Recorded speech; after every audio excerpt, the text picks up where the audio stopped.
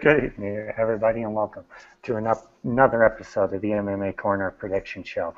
As tonight, we give you our thoughts on UFC Fight Night 50, Jacare versus Mousasi. I'm your host, Josh Davis, alongside my co-host, Justin Fuller. Justin, give us your thoughts on the overall card. What do you think?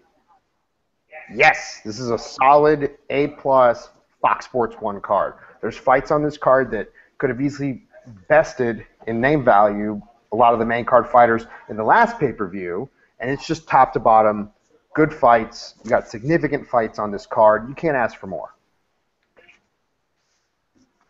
No, you cannot. And, it's funny because Bellator is starting their new season on Friday. Uh, basically just down from where UFC Fight Night 50 is. And so they're both in the same state, not far from each other, essentially at the same time. UFC came with a solid free card again on Fox to counter program Bellator, and it's perfect. They have a great main event, have an excellent co-main event with Alistair Overeem on free TV. That's, it's been a while since we've seen that. Solid matchup with Derek Lewis and Matt Mitrione. On the undercard, you have Chris Camozzi versus Rafael Natal. I mean, all in all, from top to bottom, this is a solid card. I'm excited. I think the UFC did a good job here, and I'm looking forward to it. So let's get into it. Starting off the main card, Michael Chiesa versus Joe Lozon. Justin, give us your thoughts. I like this fight. I think it's definitely one of those fight of the night candidates, and there's no mistaking that. Lozon, he's a guy who comes to finish. We know that. He's a finisher. He's a performance bonus winner. I mean, and Michael Chiesa, I think he doesn't get the credit he deserves as being a tough opponent, and I think this is the perfect fight for him to kind of work his way back up there. I know some people respect him, but I know that loss to Masvidal probably didn't work in his favor, but I think he's ready to get back on track, and a win here will move him forward in a big way, whereas a win for Lozon, we'll see him headlining his own fight night card in the future.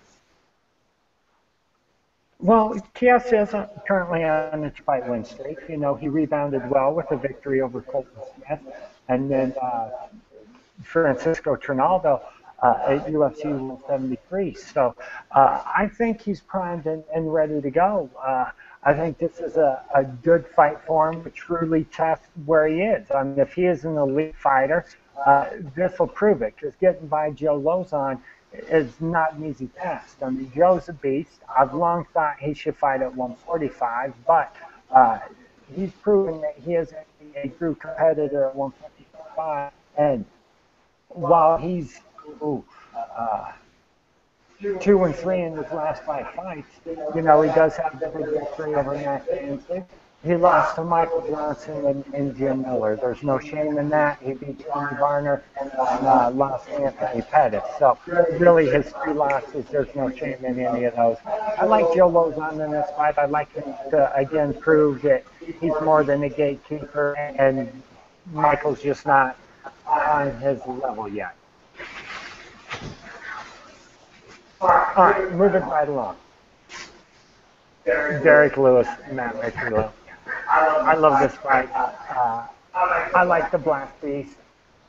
He's just manhandling fools right now. I don't know how else to say it. He's basically beat the crap out of everybody that he's faced, and I don't know. I think Mitrione is a little bit old, a little bit slow. He didn't look good in his fight against Brendan Schaub. He didn't look good when he got KO'd by Roy Nelson. I don't like him in this fight either. I'm going with Derek the Black Beast in this one. This is where I'm going to have to disagree with you, because I'm a big Meathead fan, and he hasn't looked the best in all his fights, but he's been up there with higher level competition. And while the Schaub fight was one-sided, the Jordan fight was over nice and early in the fight. And Lewis, I mean, he's steamrolled through a lot of guys, but who are the guys he's fought? And good heavyweights are hard to come by. I just don't think he's quite one of them yet. Well, and you could be right. He might not be one of them yet. But this fight will certainly prove it. And while I'm certainly not dogging on Mitrione because I do like Meathead, I've always been a Meathead fan. He's a funny guy. Uh, but in his last 5 fights, lost to Chikongo, lost to Roy Nelson, beat Phil DeVries, lost to Brendan Schaub, and then beat Sean Jordan. And so his victories over Sean Jordan and Phil DeVries, if we're just being honest, that's not the highest level of competition either. So I don't know. Well, Derek Lewis lost to Sean Jordan in 2010. Is it 2010 or is it 2014? I'm just saying, you know. Just saying. But we'll see. We'll see. It could be my shoe. We'll find out Saturday night. Or Friday night, I'm sorry. We'll find out tomorrow night. All right. Moving right along. Alistair Overeem, Ben Rothwell. Start us off. I think it's pretty obvious who's going to take this one. Juicing or not, Overeem is still dangerous. He's dangerous to anyone in that division. And Ben Rothwell, I mean, I was a fan of his for a while. I really wanted to see him do well in the UFC. But that just wasn't on the ticket for him. And this is a big fight for him to get. I mean, he's coming off that TK over Brandon Vera, who got cut. Like, your last, you know, I mean, I don't know. I'm not saying anything bad about Ben Rothwell. I just think that this is a fight that he's not ready for. I don't think he'd ever be ready for this fight, and he's not going to surprise. Overeem's going to do what he does and get a knockout finish in second or third round. Yeah, I don't disagree. I love Ben Rothwell. I've always been a fan, but in his last 8 fights, starting at Affliction, banned July 19, 2008. All right, he lost to Andrei Arlovsky. Then in his next fight, he beat Chris Golan. Then he debuted in the UFC at UFC 104 against Cain Velasquez. He lost that. Came back at UFC 115, beat Gilbert Ivan. UFC 135, lost to Mark Hunt. UFC 145, lost to Brendan Schaub. Beat Brendan Schaub. UFC Fox, UFC on FX Bellator versus Bisbane. He lost to Gabriel Gonzaga. UFC 164, he beat Brandon Barrett. So in his last 8 fights, he's lost one, so on and so forth. Coming off the injury, not fighting for over a year against Alistair Overeem, are you serious? I mean, I know you want to prove that you're a top competitor, but this was the wrong fight at the wrong time, and I think Overeem's going to put it on him. I look for Alistair to get a finish. I think a clean knockout or a TKO. I think it'll either be late in the first round or the beginning of the second round. All right. Main event. Jacare versus Jacare Mousasi. I like this fight. On paper, you know, they match up well. You know, obviously they fought years ago in Dream, and that did not end the way that Jacare wanted it to by any means. But this is a different time. And while I think Mousasi would at middleweight with his only loss being to Lyoto Machida, I still think this is Jacare's fight. I think Jacare has evolved too much. I think right now he's one of the best in the division. I think he'll be able to close the distance. I think he'll be able to get the clinch. He'll get this fight to the ground, and I think he'll be able to slap on the submission. Now, if he wants to stand and trade with Mousasi and allow Gegard to turn this into a kickboxing fight, he's going to get his ass whooped.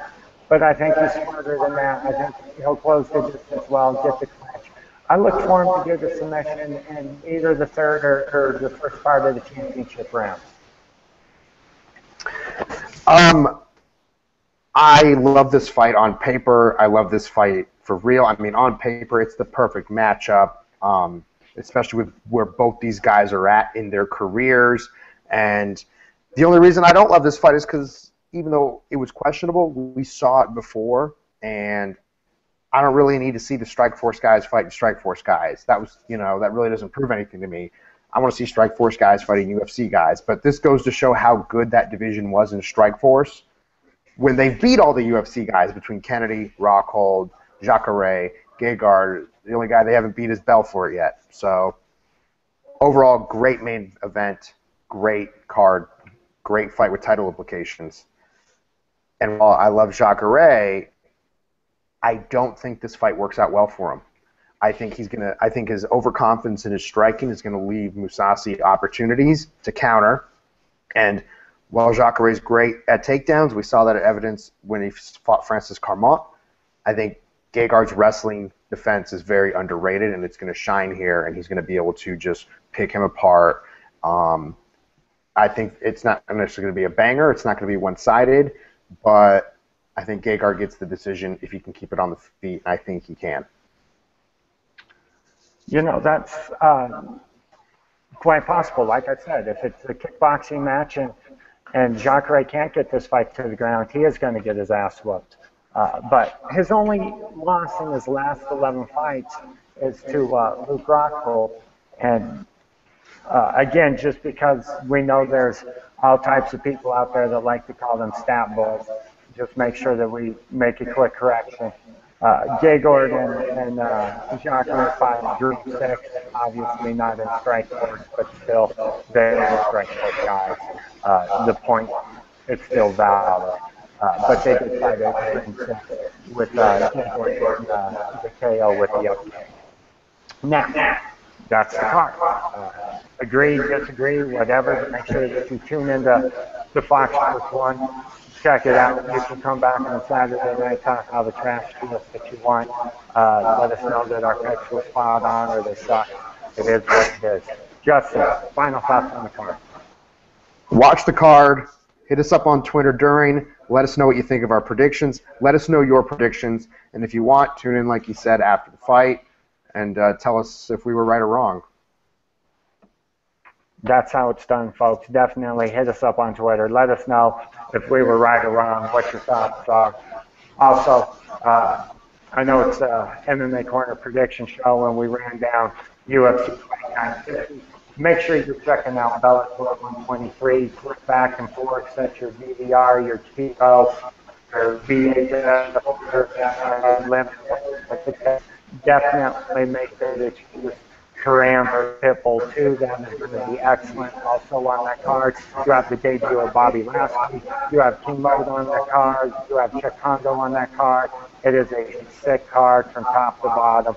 Definitely make sure that you're checking it out. Then on Saturday, UFC comes right back. Well, actually, it's in Batesville, but it's on UFC Fight Pass.